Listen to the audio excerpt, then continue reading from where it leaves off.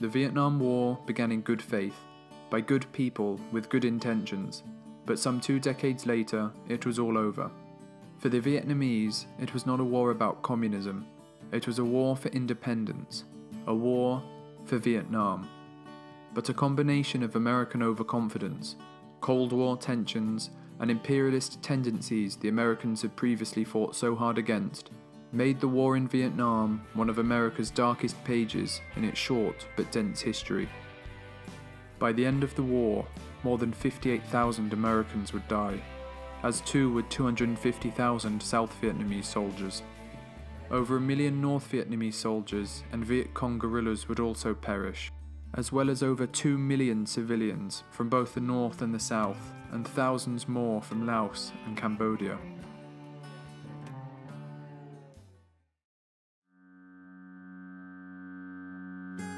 The French conquest of Indochina began in 1858. They boasted about bringing their civilization to Vietnam, beginning the construction of roads and bridges. But the Vietnamese did not take well to their French colonizers, just as they hadn't to earlier invasions by the Chinese. The French were the enemy, and the Vietnamese people's struggle for independence. In 1919, at the end of the Great War, American President Woodrow Wilson went to Paris to help rebuild a new world and advocated for the independence of colonized nations. Upon his stay in France, a man appeared with a petition for the president, signed by himself and other Vietnamese nationalists, asking that Vietnam too become an independent state. The president's secretary promised to show it to Wilson, but there is no evidence he ever did. Throughout his career, this man would go by some 70 names, but eventually settle for the most enlightened one, Ho Chi Minh. After taking part in a demonstration against a puppet emperor, Ho Chi Minh was marked for arrest and fled Vietnam in 1911, remaining in exile for 30 years. When he discovered the anti-colonial writings of Lenin, he became a communist. His fuel was for an independent Vietnam. By 1940, the Second World War had come. Germany had conquered most of Western Europe, including France, and the Japanese began to occupy Vietnam. To help fight the Japanese invaders, Ho Chi Minh returned to Vietnam and founded a revolutionary movement, which he named the Vietnam Independence League, the Viet Minh. This new fighting force grew quickly and relied on guerrilla warfare tactics, hit-and-run strategies that would later be used some 3 decades later when the Americans arrived. In the spring of 1945, 3 years after the Japanese attack on Pearl Harbor, the United States government were looking for ways to undermine Japanese forces in Vietnam when they were contacted by Ho Chi Minh. The OSS, the precursors for the CIA, supplied Ho and his guerrilla fighters with weapons and were impressed with how quickly they learned to handle them. Ho began to call his followers the Viet American Army and praised the United States as a champion of democracy. When 2 atomic bombs were dropped on Hiroshima and Nagasaki, Japanese surrender seemed imminent. Ho Chi Minh called upon all the people of Vietnam to rise up and take control of their country before the French could re-establish their rule. On the 2nd of September 1945, the same day as the Japanese surrendered, ending World War II, hundreds of thousands of people went to Ba Dinh Square in Hanoi to see Ho Chi Minh proclaim Vietnam independent. The future looked promising, but President Franklin Roosevelt, who had campaigned for a world of independent self-governing states, was now dead, and his successor, Harry Truman, was facing an entirely different world. The Soviet Union had occupied Eastern Europe and looked to spread further into Turkey, Greece and Iran. The Cold War had begun. The French warned if their colonies were to become independent under American assistance, France would have no choice but to fall under Soviet influence. the French poured thousands of men back into Vietnam with the help of American aid. In 1950, Communist North Korea invaded South Korea. Domino theory was at the height of political thought, the idea that if one nation fell to communism, others would as well. The United States sent tens of thousands of troops to push the invaders back north. They did so successfully, and it showed Western powers that communism in Asia could be contained.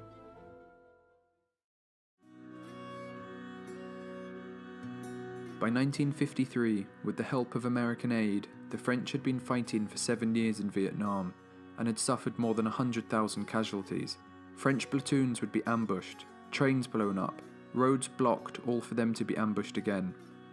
The Viet Minh supplied by the Soviets and Chinese were a force to be reckoned with. The French were demoralised, and so proposed to begin talks to end the fighting. Before the talks began, however, both sides tried to enforce their military positioning. The French set up a fortified base in Dien Bien Phu, believing any altercation would result in a French victory. So confident, in fact, they saw no need to worry about the jungle-covered hills that overlooked their 11,000 men. 50,000 Vietnamese soldiers then surrounded the valley, and their heavy artillery began to fire. The French were trapped. After 55 days of brutal attack, the French surrendered, having lost 8,000 troops. After 100 years of colonial rule, the French were leaving. This decisive victory for the Viet Minh installed a belief that they could fight a great Western power and win. An armistice was then signed, splitting Vietnam into two parts along the 17th parallel, separated by a demilitarized zone. Civilians had 300 days to relocate to their preferred destination, and so 900,000 refugees fled to the south, seeking a life free from communism. The South would become known as the Republic of Vietnam, with Diem as its president in the capital of Saigon and protected by the Army of the Republic of Vietnam, the ARVN. In the north, the capital would become Hanoi, where Ho Chi Minh and the Communists implemented land reforms, similar to those under Mao, leaving thousands dead and imprisoned. The Viet Cong and their leaders were willing to break the peace, to head south along what would soon be called the Ho Chi Minh Trail and fight for a united Vietnam. These men belonged to an organisation called the National Liberation Front, the NLF. The armed wing of the organisation was called the People's Liberation Armed Forces, but the US and its allies gave them a more disparaging name: Communist Traitors to the Nation, the Viet Cong.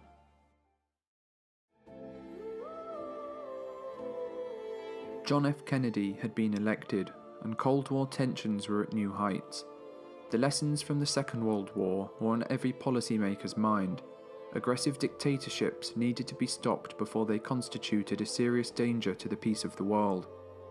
A growing number of critics complained at Kennedy's leniency. He had failed to stop the construction of the Berlin Wall, and communism was spreading in Laos and Cambodia. So when time came for Vietnam, he couldn't be seen to do nothing. Kennedy's advisors insisted he should send ground troops into Vietnam to help the South push back the Viet Cong. Vietnam can't fall to communism, he was told, but he refused to send in troops. Instead, he sent an elite group of soldiers, the Green Berets, and military advisors to train and organize South Vietnam's military. Kennedy also took other steps, doubling their military funding, sending helicopters and armoured personnel carriers. But he also authorized the use of napalm, defoliants, and Agent Orange to deny cover to the Viet Cong and to destroy the crops that fed them. But the American build-up of personnel in South Vietnam worried Ho Chi Minh, who saw an invasion of the North as inevitable. The Chinese then promised to arm his troops, and conscription was introduced, requiring every able-bodied man to serve. Corruption and the suppression of Buddhists by Catholic officials in South Vietnam's government had become so bad that to protest President Diem and his regime's oppression, a 73-year-old monk set himself on fire. As a silent crowd watched him burn to death, another monk repeated again and again, "A Buddhist monk becomes a martyr. A Buddhist monk becomes a martyr." Soon other monks would become martyrs, but instead of allowing greater freedoms for his people, President Diem imposed martial law and arrested anyone that protested. The South, a place promised to become a democracy, had become a dictatorship. Diem's reign could not continue. Vietnam's military generals, who had been told a coup would not be stopped by the United States, assassinated Diem and his brother. People took to the streets in celebration, but a new threat had arrived, and one Kennedy had dreaded. Who was to replace him? Kennedy would not live to see the question he had pondered. He was assassinated on the 22nd of November 1963, and his Vice President Lyndon B. Johnson was now in charge.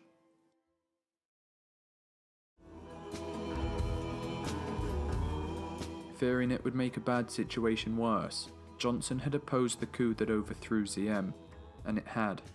With Diem gone, the Viet Cong saw an opportunity, and began to carry out attacks throughout the countryside. A new power struggle began in the south. Between January 1964 and June 1965, there would be 8 different governments. Coup after coup left the government in ruins. As the USS Maddox slowly moved through the Gulf, after issuing warning shots, it came under fire from a North Vietnamese torpedo squadron.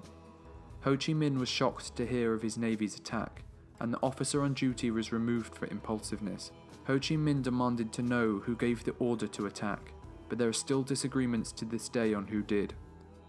Back in Washington, the Joint Chiefs of Staff urged retaliation against Vietnam, but Johnson again refused. A second attack would have to happen to justify retaliation, Johnson argued, but no second attack ever did.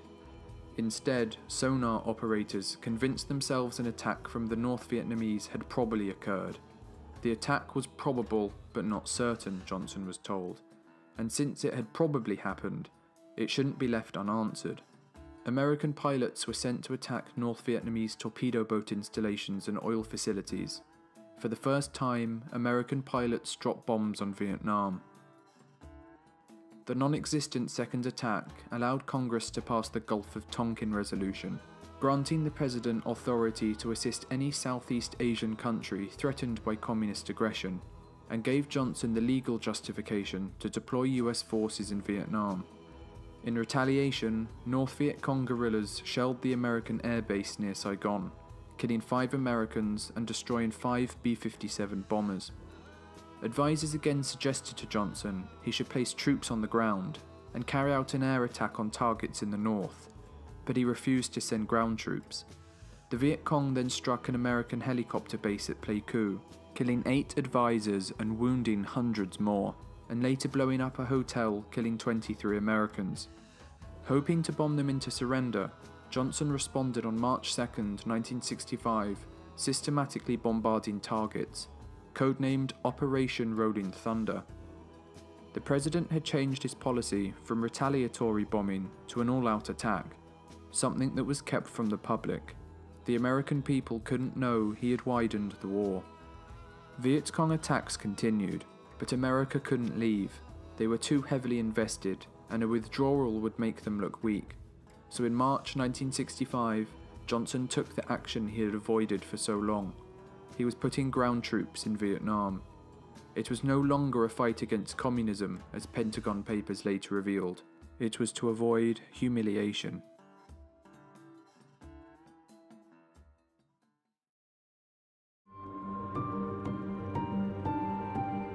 As 1966 began, 2,344 Americans had died in Vietnam. 200,000 men were stationed there, with more on the way. The Viet Cong now controlled 3/4 of South Vietnam's countryside, moving their supplies and weapons through Laos and Cambodia. 12,000 miles of twisted jungle roadways, known as the Ho Chi Minh Trail. The Americans reasoned if the trail could be sufficiently damaged, the enemy wouldn't be able to sustain itself. 3 million tons of explosives would fall on the Laos portion of the trail alone, 1 million more tons than that dropped on Germany and Japan during World War II. As the months and years went on, and the death tolls of American troops were climbing, the American people were told not to worry. They were killing the enemy at a ratio of 10 to 1, but American mothers, fathers, sisters and brothers didn't care about the 10. They cared about the 1. General Westmoreland, who claimed he could win the war in 3 years, sent an urgent cable to Washington, asking for 200,000 additional troops. Robert McNamara, the Secretary of Defense, told Johnson he had two options: negotiate a compromise with Hanoi or give General Westmoreland his men, but the chances of victory, he said, are no better than 1 in 3. Lyndon B. Johnson chose option 2, to send more men. He had been told the war was unwinnable, but hundreds of thousands of American troops were being prepared to be deployed to a war those in Washington knew was a lost cause. It wasn't just the Vietnamese the Americans were fighting, it was also the terrain. Soldiers would have to make their way through elephant grass, thorn bushes, bamboo 20 meters tall, and jungle so thick it would take an hour just to move 100 feet. Finger-long black leeches caused wounds that quickly became infected, and sunlight rarely hit the jungle floor. Booby traps, landmines and grenades laced the terrain, often causing the loss of limbs or death. US soldiers also had to deal with M16 rifles that jammed in gunfights, often costing their lives. Although the enemy rarely won a battle, American victory rarely seemed to matter. Enemy soldiers were quickly replaced, and US soldiers were spread so thin it meant any land they captured and then left was quickly taken back by the enemy. By the end of 1967, 20,000 Americans would be dead, but those back home were told victory was in sight. There was light at the end of the tunnel. The protests intensified.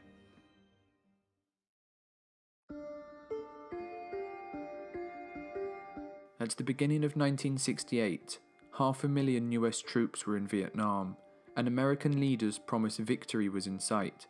But the North Vietnamese Army and Viet Cong were planning the general offensive. Scores of coordinated attacks of South Vietnamese towns and cities, and with Saigon defeated, it would leave the Americans with no choice but to withdraw. The date chosen for the attack was January 31st, the first day of the Vietnamese Lunar New Year celebration, known as Tet. Advance and we will achieve total victory, Ho Chi Minh told his soldiers. By January 30th, a 36-hour truce for Tet was in effect, and thousands of ARVN troops had gone home for the holiday. The next day, 84,000 Viet Cong guerrillas and North Vietnamese soldiers attacked 36 of South Vietnam's 44 provincial capitals, dozens of American and ARVN military bases, and the 6 largest cities in the country, including Hue, Da Nang and Saigon. But as the fighting raged on, the plan the Viet Cong and NVA had put in place was not going well. South Vietnamese soldiers and US troops were inflicting significant casualties upon them, and this would continue throughout the battle. For the first time, the US soldiers could see what they were fighting. The Viet Cong were in the streets rather than in the bushes, and in the buildings rather than hidden in the trees. The Viet Cong were now playing America's game, the game America was best at.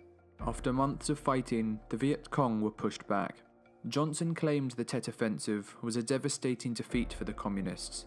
Of the 84,000 enemy troops that took part in the Tet Offensive, 58,000 were killed, wounded or captured. It was an overwhelming victory for America and the ARVN.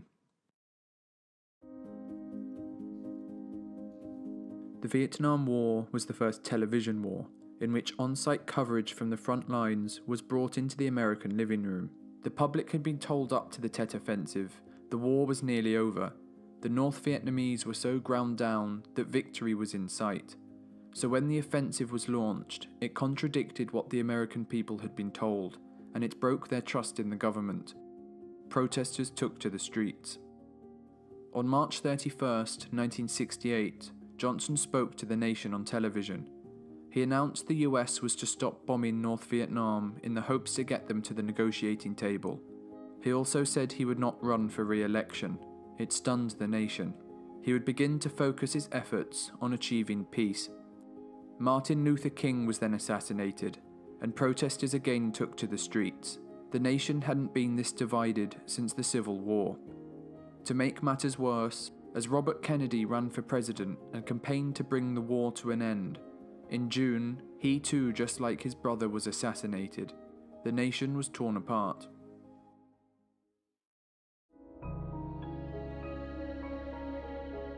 Richard Nixon was elected president on a program of ending the war and bringing a broken nation together. 37,000 US troops had died when he took office, and the war was on everybody's mind. but how he got there, to the highest office in the land, was kept a secret. As the next election came, Johnson was making significant progress, and had agreed to stop all bombing of Vietnam. Hanoi for the first time had agreed to talk to Saigon, and the US had agreed to include the Viet Cong in the peace talks. Peace, for what seemed like the first time, was in sight. But on November 2nd, just 3 days before the US election, President Thieu of South Vietnam unexpectedly withdrew from the peace talks. A representative of the Nixon campaign had secretly contacted the Saigon government, urging Thieu to stay away from the talks, promising that once Nixon was elected president, he would drive a harder bargain with Hanoi than Hubert Humphrey, his competition, would. Due to a CIA bug in Thieu's office and an FBI wiretap in the South Vietnamese embassy in Washington, Johnson had found out what had happened. He discovered that Nixon and his team were committing treason. They were contacting a foreign power in the middle of a war. Nixon had been willing to delay the bloodshed in order to get elected. Johnson, unwilling to share how he got the information, said nothing. Nixon's secret was safe. As the peace talks reached stalemate and the war continued, American men were sent to their deaths in pointless battles. They were to fight for land such as Hamburger Hill, just to later give it up for the enemy. Body count is all that mattered. As the protests back home continued, Nixon had to change his policy. The public had had enough. Thousands of men were dying for nothing.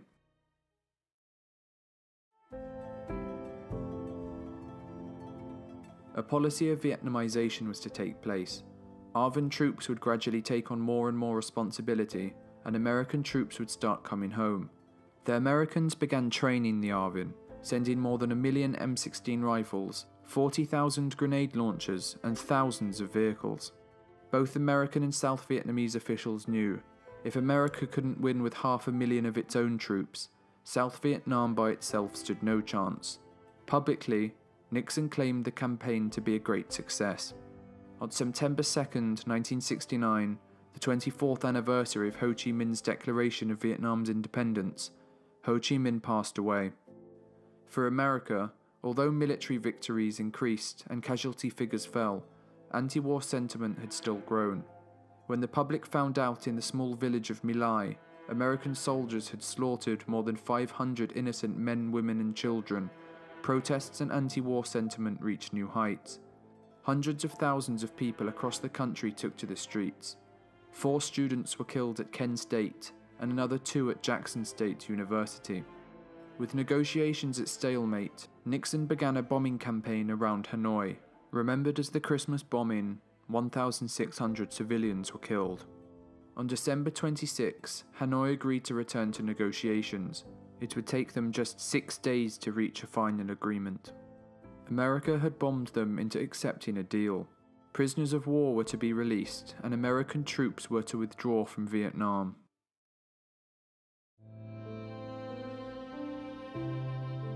On March 29, 1973, the last American troops would leave South Vietnam. Only 200 Marines would remain, helping guard the American embassy and other buildings in Saigon, along with diplomats and CIA agents. The South and the North would fight on, and the population was once again caught in a brutal civil war. Nixon had pledged to South Vietnam that if Saigon were to be in trouble, the US Air Force would provide assistance to push the communists back just as they had done with the Easter Offensive. But in August 1974, Nixon had resigned amid the Watergate scandal, and Congress were in no mood to help. They cut South Vietnam's funds and assistance in half, and up to 20,000 ARVN troops were leaving the military a month. The Americans had provided guns but not enough bullets. They had provided planes but no pilots or training. They had provided trucks but no spare parts.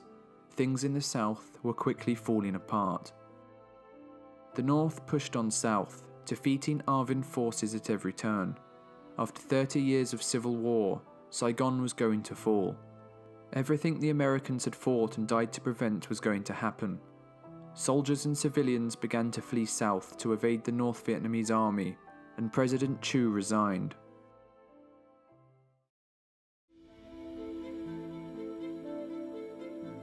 On April 29th, the invasion of Saigon began. It was time to evacuate. Helicopters would pick up groups of people and ferry them to aircraft carriers and ships, then to return to pick up more. When the ships were full, and to prevent more from coming, helicopters were pushed into the ocean. The South surrendered to stop further bloodshed. Many were sent to re-education camps for upwards of 10 years. Arvin graveyards were bulldozed or padlocked, and every effort was made to wipe away the memory of South Vietnam's regime. The Vietnamese, after 30 years of war, 2 million deaths, millions of refugees and villages destroyed, were finally united under one communist nation. With Soviet help, Vietnam would be turned into a new socialist system. Agriculture was collectivized, capitalism was abolished, industry was nationalized, and planners were appointed to run it all along strict communist lines. The result was economic catastrophe. The standard of living fell and people starved.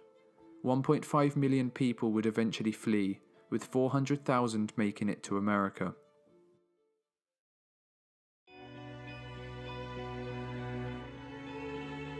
To paraphrase John Kerry, the Vietnam War brought everything into question.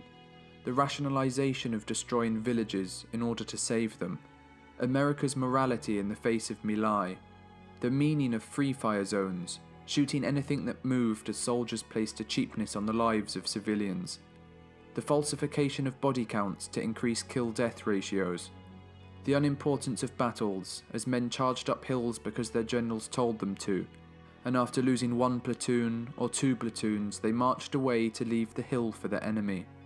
Pride allowed the most unimportant battles to be blown into extravaganzas because America couldn't lose, and she couldn't retreat, and because it didn't matter how many lives were lost to prove that point.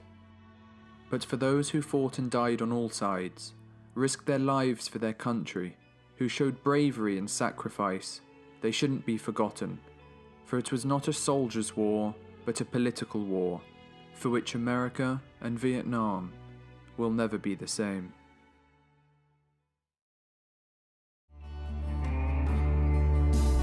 Plant a flag and make a stand, and build a fence around your land, but by and by the stones will crumble down. Spend your life for what it's worth, but one day you'll return to earth and leave your DNA above the ground.